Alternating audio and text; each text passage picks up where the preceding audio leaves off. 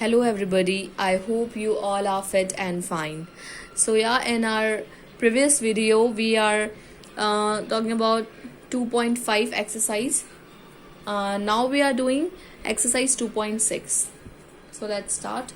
Exercise 2.5 में मैंने आपको कुछ क्वेश्चंस करने के लिए दिए थे आपको. अगर आपने नहीं किए हैं तो ज़रूर कीजिए, क्योंकि इसके बाद जो हम 2.6 में जो क्वेश्चंस करेंगे ना, उनका लेवल थोड़ा हाई है. ठीक है, तो हम स्टार्ट करते हैं. 2.6 में हम जो फर्स्ट वाला, सेकंड वाला, थर्ड वाला, ये सब हमने जो अभी 2.5 में देखे वैसे ही थे कुछ. हम ये फोर्थ वाला स्टार्ट करते हैं. फोर्थ वाले में आपको क्या दिया हो बेटा?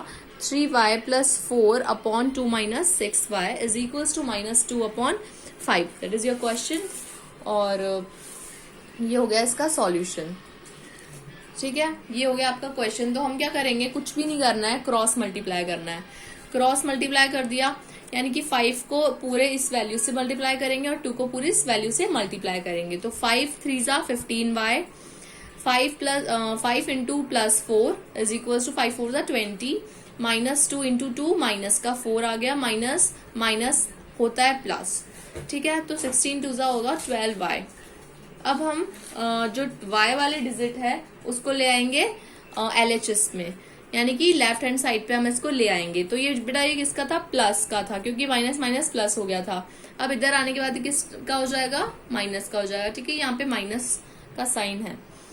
अब 12y minus 15y minus 12y कितना होता है? 3y आ गया यहाँ पे. और यहाँ पे माइनस का 4 और 20 इधर आया, तो ये भी किसका हो गया? माइनस का.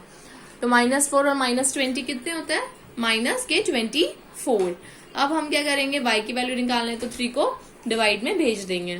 तो y is equals to -24 upon 3 is equal to कितना होगा? y इज इक्वल्स टू -8, क्योंकि 3 8 = 24 और माइनस का डिजिट है तो माइनस का 8. ठीक है, और y इज इक्वल्स टू -8, यही हमारा आंसर है. और हमें y की वैल्यू भी फाइंड करनी थी.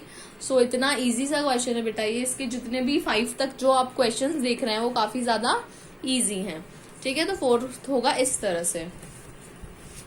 फर्स्ट सेकंड, जो फोर्थ जिस तरह से कर रहे हैं हम, उसी तरह से सेम वे में हमें फिफ्थ वाला करना है. ठीक है, तो जो बिल्कुल सेम तरह से होंगे वो तो मैं आपको नहीं बता रही हूँ, मैंने आपका सिर्फ ये एक बता दिया है. और जो भी बच रहे हैं आपको ये वाले आपको सॉल्व करना है. अब जो 6th और 7th है वो थोड़ा लैंग्वेज प्रॉब्लम के ऊपर है. तो हम इसकी वर्ड प्रॉब्लम्स को पहले हमें सॉल्व करना है, इक्वेशन बनानी है और फिर सॉल्व करना है. ठीक है, तो आपको क्या दिया हुआ बेटा? The ages of, question number 6 देख रहे हैं हम अब. The ages of Hari and Harry are in the ratio 5:7. यानी कि जो हरी और हैरी हैं उनकी एजेस का रेशो कितना दिया हुआ है हमें? 5:7. 4 years from now the ratio of their ages will be 3:4. यानी कि 4 साल बाद उनकी एजेस का रेशो कितना हो जाएगा? 3:4. Find the present ages. तो हमें हैरी और हरी दोनों की प्रेजेंट एज फाइंड करनी है. ठीक है, सो ये भी मैंने किया हुआ है. Question number 6. तो बेटा सबसे पहले हमें बताया हुआ है the ages of Hari and Harry. कितनी दी हुई है? रेशियो में दी हुई है, हमें ऐसे डायरेक्टली नहीं बोला हुआ. तो कितनी है? 5 और 7. ठीक है, यहाँ पे कुछ नहीं है. 5:7 दी हुई है. अब हम जो एजेस हैं 5:7 है, तो इसको हम क्या मान सकते हैं? 5x और 7x लिख दिया हमने, क्योंकि हमें एग्जैक्ट तो पता नहीं है, हमें सिर्फ रेशियो याद है. तो हमने लिख दिया इसमें 5x और 7x. अब हमें क्या बोल रहा है क्वेश्चन के according? 4 years from now the ratio of their ages, उनकी एजेस का रेशो दे रखा है हमें 3:4. ठीक है, तो हम क्या करेंगे बेटा? 4 साल बाद उनकी जो हमने पहले एजेस निकाली थी 5x और 7x, उनमें हम क्या ऐड कर देंगे? 4 ऐड कर देंगे. ठीक है, 5x में भी क्या कर दिया? 4 ऐड कर दिया, और 7x में भी कर दिया अपन ने ऐड 4. अब हमें क्या दिया हुआ है? उनका रेशो दिया हुआ है 4 साल बाद की एजेस का. तो हम रेशो को इस फॉर्म में लिख देते हैं, 5x + 7x. ये 5x और 7x को हम अपॉन करके लिख सकते हैं. फिर इनमें 4 और ऐड कर दिया, और 4 ऐड करने के बाद इनकी एजेस का रेशो कितना दे रखा है? 3:4. तो 3:4 का 3/4 करके लिख सकते हैं. ठीक है, तो क्या इक्वेशन बन गई आपकी? ये इक्वेशन बन गई. बस यही बनानी थी। उसके बाद तो बस जैसे हमने इसके पहले वाला ये सॉल्व किया वैसे ही करना है। क्रॉस मल्टीप्लाई कर दिया, क्रॉस मल्टीप्लाई करने पे क्या आया, 5 4 जा 20x और 4 इंटू 4 प्लस का 16 आ गया। अब 3 को इधर मल्टीप्लाई करेंगे दोनों डिजिट से, 7 3 जा 21x और 4 3 जा कितना हो गया, प्लस का 12। अब हम क्या करना है बेटा, वही x वाले डिजिट से एक तरफ रख लेते हैं। जैसे कि यहाँ पे था 21, हमने 20x को हम ले आए राइट हैंड साइड की तरफ, और ये प्लस का था, ये किसका हो गया, माइनस का हो गया। अब इधर है 16, ये प्लस का 12 है तो इधर आते ही किसका हो जाएगा, माइनस का 12 हो जाएगा। तो माइनस का 16 माइनस 12 हो गया इज इक्वल्स टू यहाँ पे 44 आ गया, इसको इसमें से माइनस किया तो, और 21 माइनस 20x किया तो कितना आया, x। तो x की वैल्यू क्या आ गई बेटा हमारे पास, x की वैल्यू आ गई हमारे पास इज इक्वल्स टू 4। ठीक है, अब हम क्या करेंगे, आंसर नहीं आया बेटा, कि हमें निकालना क्या था, उनकी एज निकालनी थी। उनकी एज हमने क्या मानी हुई थी, उनकी एज मानी हुई थी 5x और एक की मानी हुई थी हैरी की 7x। तो हमारे पास x की वैल्यू आ गई, तो हम अब x की वैल्यू पुट कर देंगे। ठीक है बेटा, अब हम देखेंगे क्वेश्चन नंबर 7, क्योंकि ये भी थोड़ा सा डिफरेंट है। इसमें क्या बोल रहा है, the denominator of a rational number is greater than it's numerator bye 8। यानी कि जो इसका डिनोमिनेटर है, यानी कि अगर हमने कोई रेशनल नंबर मान लिया x, ठीक है, we assume rational number x, अगर उसका डिनोमिनेटर कितना है, उसके न्यूमरेटर से 8 ज्यादा है, यानी कि जो उसका डिनोमिनेटर होगा उसको हम क्या लिख देंगे, x प्लस 8।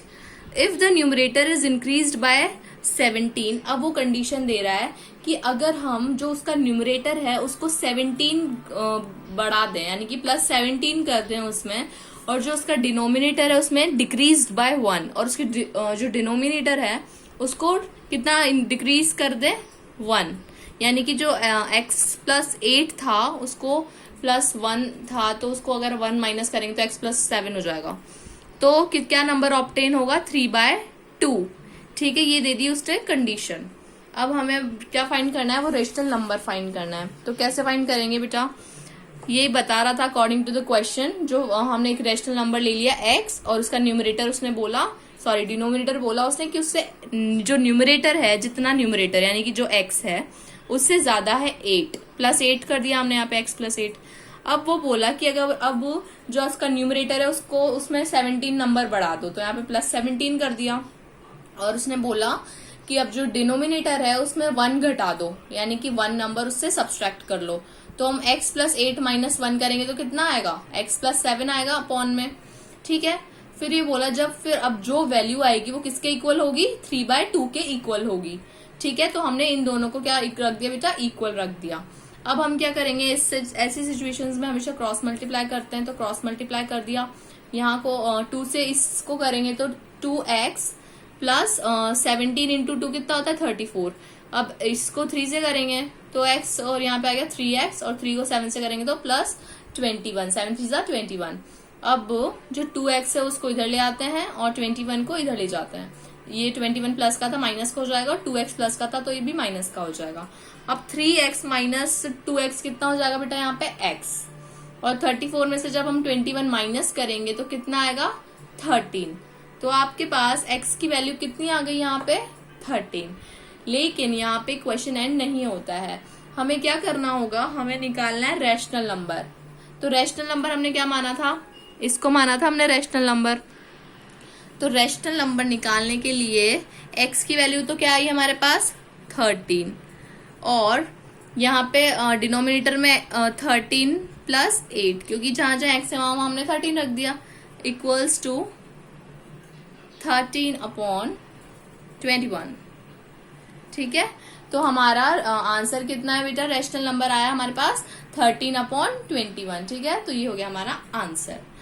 तो ये आ गया रैशनल नंबर, इसे कहेंगे हम 13/21। जो भी होता है x की वैल्यू निकालने के बाद x की वैल्यू पुट करनी होती है। अब क्या होगा, अब 7th वाला मैंने आपको कर दिया, 6th वाला हो गया अपना, 7th वाला हो गया। यही थे मेन तो मेजर क्वेश्चंस इस एक्सरसाइज के, बाकी तो और तो कुछ है ही नहीं, आपको सिर्फ 2-4 क्वेश्चन बच रहे हैं वो सॉल्व करना है, और आपका चैप्टर हो जाएगा कंप्लीट। एक्सरसाइज 2.6 कंप्लीट, और मेरी तरफ से आपका ये चैप्टर कंप्लीट हो गया।